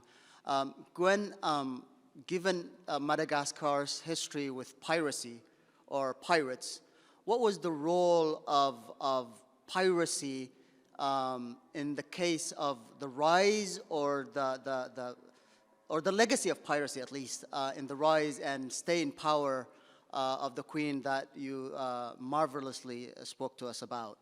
To Johan, I don't want to sound prohibitionist, but there is an element of truth in the prohibitionist talk against these drugs and alcohol. They take that moral stand of how those who consume these drugs and alcohol are morally corrupted, sometimes dangerous and all that. And drugs and alcohol has that kind of effect on some people at some times, or at some level of consumption anyways. So my question to you is, when you find in the archives this drug consumption enabling the laborers to withstand the hardship or overcome pain, at what point do they cross into that lethargic, high, or drunk state of paralysis or not productivity? Thank you.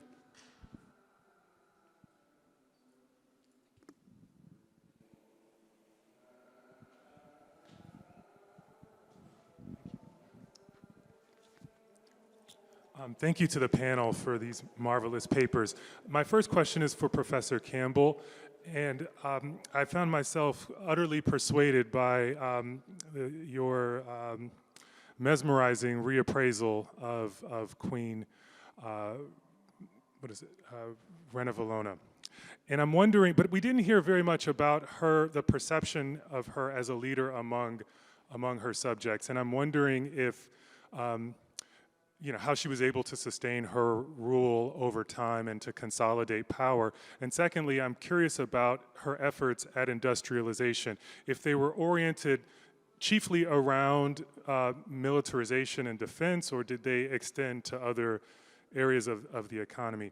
And my other question, if I can get one in very quickly for Professor Pradines, has to do with my impression of scholarship on the Indian Ocean world and the way in which influences are maybe disproportionately one-directional, which is to say, it seems to me that tracing influences from the Arabian Peninsula, South Asia, Persia into East coastal Africa is tends to be the dominant direction, whereas I'm curious if you find archaeological evidence of the Swahili world in the other direction. Do you find evidence of the wall niches and other architectural innovations in these other geographies? So that's it. Thank you.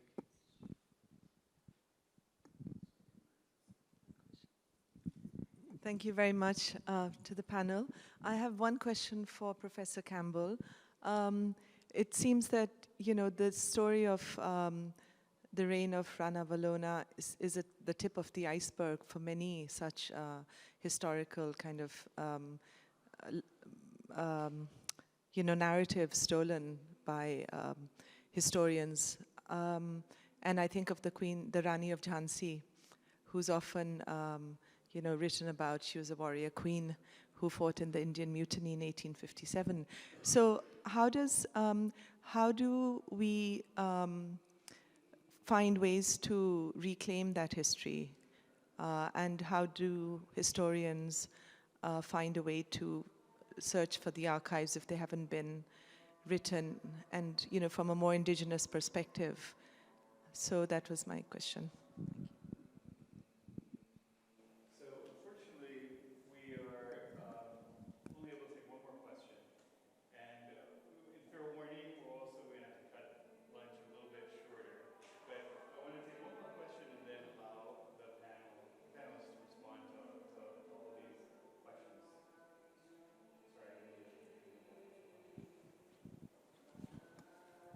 Check.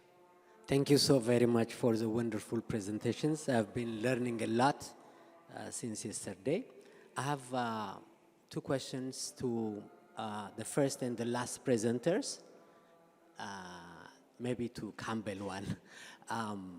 To Schnepel, you said that we need to go beyond the question of space, even though I don't know about the issue of space, how it has been entertained in the Indian Ocean scholarship. I was wondering, how can we really transcend the question of space? For instance, the hubs were they places or spaces where people and bodies, objects were moving? In relation to this, of course, ideas, people's, things have been circulating, and with all interconnectedness, the simultaneous, the multi-layered roots, the crisscrossed roots, we espouse to the idea of mobility. But can we think of mobility without understanding of immobilities? Who renders the other immobile to make himself and his things, ideas, mobile? Then how do you want to keep the tension between these things? I would like to, that's one question that I have. To Pradines, following to the previous person who asked this question of influence, I don't know whether that helps us at all. This idea of influence coming from a certain corner, and it's a Eurocentric view. We saw it in Greek, we saw it Egyptian. Some conventional historians are telling us that the sun rises in Egypt. So here the sun rises in Oman. how do you account for histories of creativities, adaptation, creolization, vernacularization, and as it has been said previously, multiple ways of interactions? Thank you so much. Maybe one question for Campbell is, that is extraordinary story, right? What do you want to say about ordinary stories of struggle? Thank you.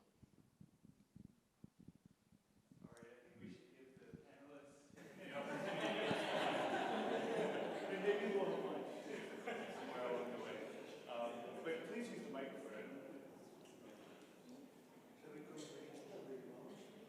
Sure. Yeah.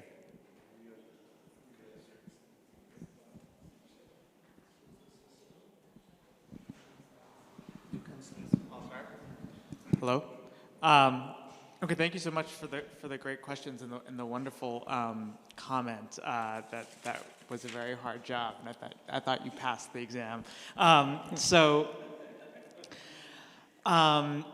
try and be quick. You know, what does this tell us about continued class struggles that we face today? I mean, people can easily label me a presentist, and I'm deeply shaped by questions about today in my sort of study of history. And to me, this is sort of studying the precursors of neoliberal forms of labor today, right? So it comes out a little bit more in the paper, thinking about the rickshaw puller as the Uber driver, right? An independent contractor who has no security of labor and must hustle, right, in order to make a living. Like, this has been happening for at least 100 years, and we see it there. And how do people squeeze ways of living, despite that it's almost not living, right? It's working to live without like living. It's living to work without working to live, right? And Awad, that's a great question, and I'm you know. I hope it's clear that the story that I'm telling about narcotics use is a deeply ambivalent one, right? It's not like, yay, drugs, or like, you know, it's you know, it's deeply tied to a notion that this allows people to survive, but it doesn't actually make their lives better. And so I think the thing that I want to point to is that drug use often reflects much more upon the lives that people are already living and the structure, their status in society, their economic status. And so, right, you rarely see big problems with wealthy people. Wealthy people, you know, in the historical archive, wealthy people smoke a lot more opium than poor people, and they never have a problem, right? Because they have the money. Right, and it's when you're at these kind of lowest ends where your body is almost destroyed that, you know, yes, sometimes people turn to crime or whatever to sort of feed that, but I think that reflects much more upon the socioeconomic structure of society than it reflects the effect of the narcotics themselves. And I sort of also focus on cannabis and opium, which are still sort of associated more with this sort of depressant thing, and though there are stereotypes of cannabis in particular as causing people to go become homicidal maniacs, but it's a racist, it's basically a racist claim that sort of Euro-Americans put on Hispanic Mexican immigrants in the 1920s, right? It's the connection to people's actual actions is pretty limited, but it's there. I mean, I don't want to sort of pretend that like people aren't destroyed and go into crime and all these sorts of things, but I think to me the sort of fundamental causation has much more to do with everything else than the narcotics themselves, which are more a kind of symptom of the problem than the cause of it. Yes, thank you very much for that. I don't know whether it was a kind of Welsh turn of mind, but I think it worked. I'll try to bring some of the issues that the questions raised together. To start with the last one, I've been interested in non-elites all my life. and I've explored particularly aspects of forced labor, whether it be slavery or other forms of forced labor. And I think most forms of labor were forced labor, and most labor was under incredible restraint due to debt being one of the major impulses which pushed people into positions in which they were held subject. It's very difficult to get to the stories, individual stories of the non-elite. Most of them were illiterate. Most historians record only the elite. So unless you've got a literary tradition which is peculiar, you occasionally come across stories about ordinary people, it's extremely difficult. So it's a task that needs looking at other forms of evidence. I think traditions in countries, oral traditions, songs, illustrations, these are the things that I think need to be brought to the fore, but it needs a disciplined eye to examine them and to draw out of them what is required. Because again, there are problems that sometimes those are the production of the elite as well. That's where Matt's paper was brilliant, in the sense that you suddenly got these photographs of young enslaved children, and it vividly hits you. And I think that's probably the route to go to discover more about it. In terms of Ranavalona, that's one of the reasons why I started looking at her in more detail, because in Madagascar, you walk around the streets of the capital city of Madagascar, there's not a single street named after her. They're all named after generals, French Malagasy, politicians, French Malagasy, inevitably male. There's a huge gender bias in the conventional historiography that needs to be questioned, severely questioned, and male attitudes that most books are thoroughly immersed in, so that someone like Ranavalona comes out extremely badly. And that needs to be revised, I think, and that is one of the reasons I'm doing it. So that the Malagasy, it's an insult. In Madagascar, girls call each other Ranavalona in the school if they want to insult them. So to restore Ranavalona as a rational, credible person, despite the fact that she wasn't Christian, she wasn't Muslim, she was a fetishist, if you like, she believed in ancestral traditions, so what? Rather, look at her policies, look at the structure of society, look at what she was trying to do and what she achieved in an incredibly difficult international arena, and I think that will slowly bring it back out. So I suppose I'm trying in my modest way to restore what I think was an extremely interesting and intelligent female ruler to her rightful place. The last, on piracy, what's interesting is that Madagascar, since the time it was settled, probably in the 9th century, there were pirates active. Pirates that crossed the Mozambique Channel, pirates that raided the East African coast. And this continued. It was a favorite place for pirates on the main shipping lanes to East Africa, to India. And the British were in part hauled in because on the route to India, the British always stopped at Anjouan for provisions. They didn't stop in Madagascar because of malaria. Anjouan was free of malaria until about the 1830s, I think. So that they stopped there, that was their preferred place, and the Sultan of Anjouan complained about Malagasy pirates that consistently attacked Anjouan and the Comoro Islands, and then also East Africa, and said, hey, you've got to pull this to a stop. So this was one of the chief criteria why Farquhar, he incorporated it into his alliance with Radama, saying, not only must you conquer the entire island, but you must stop this piracy. So that was one of the main motivations. they didn't completely eradicate it, but the British Navy did temper it somewhat.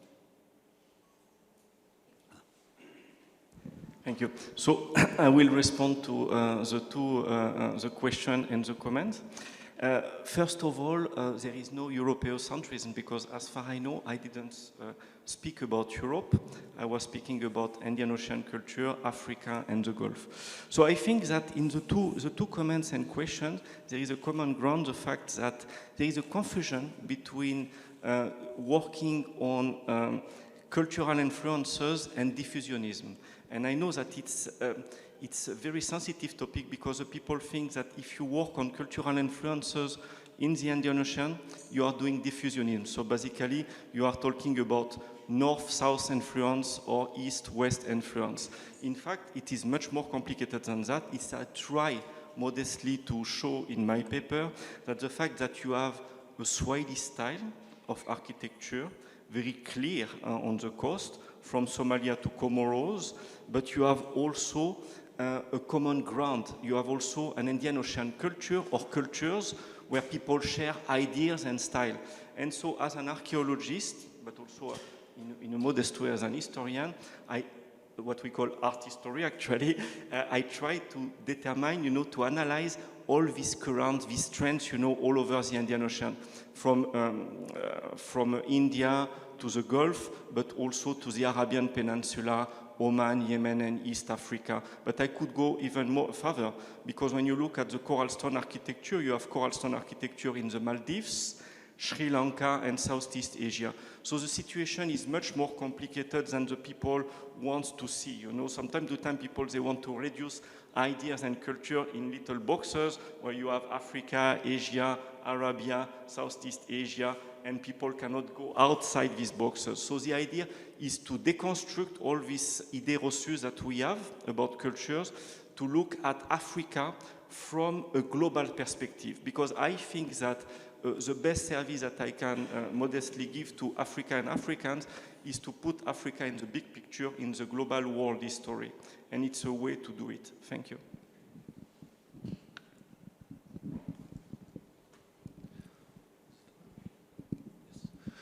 Thank you, Dan, for this generous comments. There's one interesting introduction into social anthropology. It's called Small Places, Large Issues. And my book, which is coming out this week, the next book, it's called Small Island, Large Ocean. So what you heard today from me is only one side. I'm a social anthropologist. I'm going deep into the empirical matter.